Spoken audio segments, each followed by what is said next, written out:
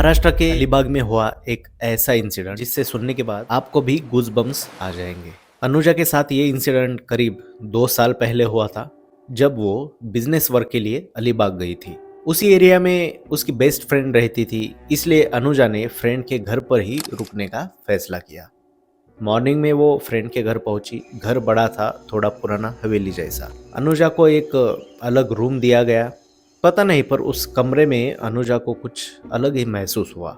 अब अनुजा ने ज़्यादा ध्यान नहीं दिया। दिन भर काम निपटाने के बाद रात को डिनर हुआ और थोड़ी बातचीत के बाद वो अपने कमरे में सोने चली गई।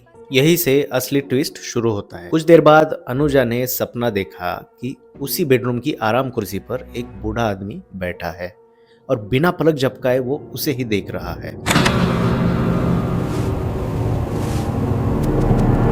डर के मारे उसकी नींद खुल गई।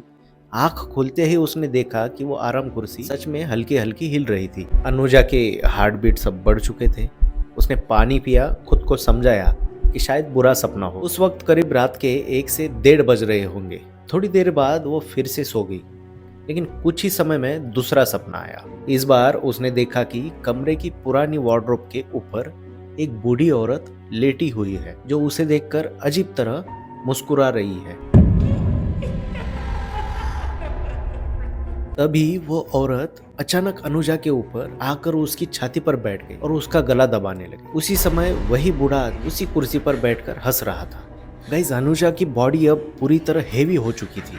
वो उठना चाह रही थी, चिल्लाना चाहती थी, लेकिन हिल नहीं पा रही थी। बिल्कुल जैसे स्लीप पैरालिसिस में होता है, बिल्कुल वैसा ही एहसास। बहुत मुश्किल से उसकी नींद टूटी। वो पूरी तरह डर चुकी थी और उस रात फिर सो ही नहीं पाई। सुबह होते ही अनुजा ने अपनी फ्रेंड को पूरी बात बताई। फ्रेंड ने कहा कि शायद ये सिर्फ बुरा सपना होगा।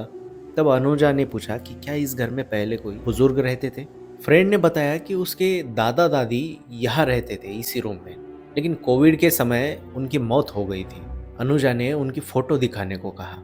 अब अनुजा की फ्रेंड उसे सेम रूम में ले गई जहाँ पर वो सोई थी। सेम वार्डरोब से उसने एक फोटो फ्रेम निकाली।